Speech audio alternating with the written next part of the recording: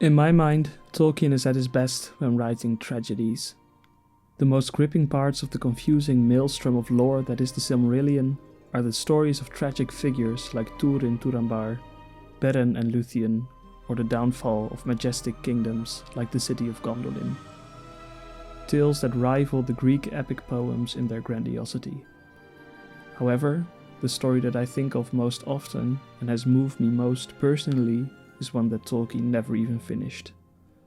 This story was published by Christopher Tolkien as part of Unfinished Tales, which are exactly what they seem. Stories set in Middle-earth that J.R.R. never managed to finish. Compared to the continent-spanning epics contained in the Silmarillion, the story The Mariner's Wife details the life of one man, a prince of Númenor, his love of seafaring, and how it destroys his relationships. If you do not want to be spoiled, skip to this timestamp. In the year 700 of the Second Age, Prince Aldarion is born to Crown Prince Tar-Meneldur and Princess Almarian, who was the daughter of the captain of the fleet of Númenor. When Prince Aldarion reaches maturity at age 25, his maternal grandfather Veantur takes him on a journey to Middle-earth. This journey would last 2 years and instill in the prince a fierce love of the seas, which would never leave him.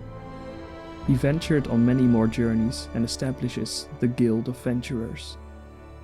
This he did to his father's disdain, who had by now become king of Númenor and associated the Venturers with restlessness and conquest. After Aldarion is officially declared heir to the throne, he stays in Númenor for 6 years to appease his father and tend to the forests of the island, partially to repair the damage his shipbuilding had done, and partially to ensure the future supply of shipwood. Right before his next journey, Aldarion meets Erendis, who most loved the living trees on Númenor that the prince had tended. And while the call of the sea still holds Aldarion's heart, he immediately knew he loved her. Erendis herself wanted no other from that point on, and she gives him a ceremonial bow against the wishes of the king before Aldarion leaves. However, Aldarion would set out 4 more times, each journey lasting years, keeping Erendis waiting for him for 50 years. During his 4th voyage, which took more than a decade, and was undertaken in rebellion to the king after he had stripped Aldarion of his titles, Erendis left the capital for her own homelands, fearing the prince had died. Upon Aldarion's return, he was too proud to seek Erendis, and also not yet willing to bind himself. He started tending to the forests, where they met again by a chance meeting. Upon seeing her, Aldarion finally realizes the emptiness in his heart and the love he feels for her. Yet this time, Erendis rebukes him. "You shall dwell where you will, as wife of the king's heir," said Aldarion. "When you are king, I shall be old. Where will the king's heir dwell meanwhile? With his wife, when his labors allow, if she cannot share in them. I will not share my husband with Lady Uinen." That is a twisted saying. As well might I say I would not share my wife with Lord Orome of the forests, because she loves the trees that grow wild. Indeed you would not, for you would fell any wood as a gift to Uinen, if you had a mind. Name any tree that you love, and it shall stand till it dies. I love all that grow on this isle. Erendis fears the war between her and the sea over the heart of Aldarion. She begrudges him that he felled many of the beautiful trees she loves for making ships that take him away for years on end. After 15 years, Erendis finally surrenders to her love, and she and Aldarion are betrothed. Yet this was not the end of her troubles, for the prince aims to set out yet again, asking for her to join him on the ship in marriage. She declines, and waits 6 more years for him to return, after which they do finally marry, though this journey forever tarnished his relationship with his father and even his supporting mother. 2 years after their marriage, Erendis bears Ankalime, their first and only child. 4 years after her birth, Aldarion once again sets out on a journey that would take half a decade, leaving his 4-year-old daughter with a grieving Erendis. Ankalime clings to her father, but he sternly sets her down and leaves. This time, grief did turn to hatred. Erendis prepared their house for his return at the 2-year mark when he promised he would return, but no sails were to be seen, and she left their house in the capital and took her daughter to her home in the countryside. A hatred of Aldarion, the sea, and even the trees that bore him away grew in Erendis. When Aldarion returns, 3 years later than he promised, Erendis has her servants wait on him. He eats alone and sleeps at a guest house. Next morning, he prepares to leave again. In the ensuing dialogue, you can feel the coldness between the two. You leave more promptly than you came, my lord. I hope that, being a mariner, you have not found this house of woman irksome already? To go thus before your business is done? Indeed, what business brought you hither? May I learn it before you leave? I was told in Armenelos that my wife was here and had removed my daughter hither. As to the wife, I am mistaken, it seems. But have I not got a daughter? You had one some years ago, but my daughter has not yet risen. Instead of realizing the great offense Aldarion caused his wife, he hardens upon this treatment and leaves after shortly meeting his daughter. Embittered, he razed down the house in the capital he once shared with his wife, and felled most of the trees near the harbor. Before his journey to his estranged wife, he had left a letter from King Gil-galad at his father, detailing the rise of a servant of Morgoth. Upon reading this letter, the king, Tar-Meneldur, speaks what is perhaps the greatest piece of Shakespearean monologue Tolkien has ever written. The king contemplates his own standing towards his son, the history of his nation, the meaning of violence, and finally the broken relationship between Aldarion and his wife. I will now recite this monologue in full. May Eru call me before such a time comes. Alas, that his pride and my coolness have kept our minds apart for so long. But sooner now than I had resolved, it will be the course of wisdom to resign the scepter to him. When the Valar gave us the land of gift, they did not make us their vice-regents. We were given the kingdom of Númenor, not of the world. They are the lords. Here we were to put away hatred and war, for war has ended, and Morgoth thrust forth from Arda. So I deemed, and so was taught. Yet if the world grows dark again, the Lord must know, and they have sent me no sign, unless this be the sign. What then? Our fathers were rewarded for the aid they gave in the defeat of the Great Shadow. Shall their sons stand aloof if evil finds a new head?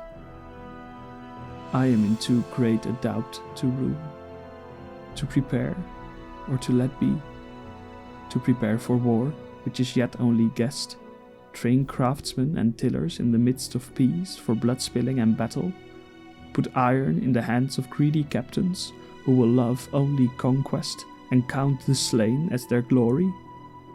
Will they say to Eru, at least your enemies were amongst them? Or, to fold hands while friends die unjustly, let men live in blind peace until the ravisher is at the gate? What will they say to Eru? At least I spilled no blood? When either way may lead to evil, of what worth is choice? That the Valar rule under Eru, I will resign the scepter to Aldarion. Yet that also is a choice, for I know well which road he will take. Unless Erendis. But there is little hope there.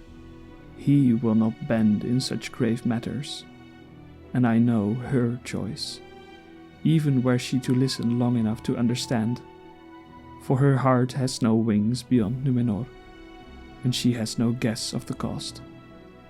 If her choice should lead to death in her own time, she would die bravely. But what will she do with life, and other wills? The Valar themselves, even as I, must wait to discover. Tar Meneldur abdicates and summons Erendis and Ankalime to the capital for the coronation. Thus Erendis stands fully defeated. Any chance of her husband seeing the error of his ways has now gone, having finally gained the support of his father. He will now decide the course of the nation, and will even command his wife to bring his daughter and future heir to him. Erendis refuses to come. "Doubtless you are grieved," spoke the king, "but for what else did you hope? Not for this, at least. It is far below my hope of her. She has dwindled, and if I have wrought this, then black is my blame. But do the large shrink in adversity? This was not the way, not even in hate or revenge. She should have demanded that a great house be prepared for her, called for a queen's escort, and come back to Armenelos with her beauty adorned royally with the star on her brow. Then, well nigh all the Isle of Numenor she might have bewitched to her part, and made me seem madman and churl. The Valar be my witness. I would rather have had it so. Rather a beautiful queen to thwart me and flout me, than freedom to rule while the Lady Elestirne falls down dim into her own twilight." Then, with a bitter laugh, he gave back the letter to the king. "Well, so it is.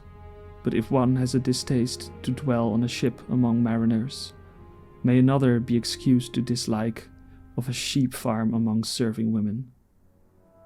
But I will not have my daughter so schooled. At least, she shall choose by knowledge." And so Erendis and Aldarion play each other out, expecting from the other what they are unwilling to give themselves, to drop their pride and submit a part of what they love to each other. Forever they remain separated, and Ankalime grows into a cold woman who despises men. From here the tale only exists in scraps, but it is clear Ankalime later marries a man called Halakar out of necessity. They share a bitter marriage, which similarly ends in estrangement. When she takes over the throne from her father, she refuses to aid Gil-galad and Círdan, as her father had done. As somewhere deep in her heart was the firmness with which Aldarion had unclasped her hand and set her down when he was in haste to be gone. And so Aldarion unknowingly unmade all his progress in Middle-earth. A year before Aldarion returns from his final voyage at sea, Erendis perishes in the water of the harbor, thus ending the tale.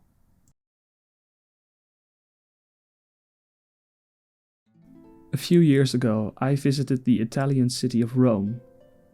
One of the many churches there was the San Clemente al Laterano, a bizarre church consisting of 3 layers, all built centuries apart from each other. The second layer contains several frescoes depicting Christian figures. Normally these pictures do not really speak to me, as I am not religious myself, but this time one of them did. The fresco contained a story of Saint Alexius of Rome. He was a 4th century monk, son of a wealthy family, who had decided, with the approval of his wife, to become a hermit in Syria. After the fame of his piety increased over the years, he returned to Rome. He had changed so much, he was not recognized by his parents, but was invited to live with them as a servant, living under their staircase. His identity was not revealed until after his untimely death, when a note he carried was retrieved by the Pope from his body and showed his parents that their long-gone son had lived under their staircase in poverty for years. While Alexius is praised for his humbleness and piety, the fresco shows his parents tearing at their own hair in grief, while his wife embraces his body. This fresco is the first piece of Christian art that forever buried itself in my memory. While the climax of these types of stories usually lies with the holy deeds of the saint and his veneration, the fresco simply shows his parents grieving for him. Despite his great deeds, despite his piety, they have just lost their child. Between all these holy, larger-than-life popes and saints sit two crying parents. Similarly, Aldarion goes to great lengths to thwart Sauron's early plans in Middle-earth. His travels serve a great purpose, but in the end, these great deeds destroy the relationship with his wife and child, ultimately resulting in his daughter destroying the relationship with the elves he had abandoned her for. Both Alexius and Aldarion may have had a fulfilling family life had they just talked openly to their family upon their return. Yet they don't, and in one way or the other it destroys them. This is why I love this story so much. Many of Tolkien's characters and stories appear greater than regular people, immortal elves and fierce warriors. Yet this story, against the backdrop of high fantasy, depicts a divorce. A real human breakup, with all the bitterness, miscommunication and resentment that comes with it. Two people that love each other, but cannot reconcile their differences. Thank you for listening.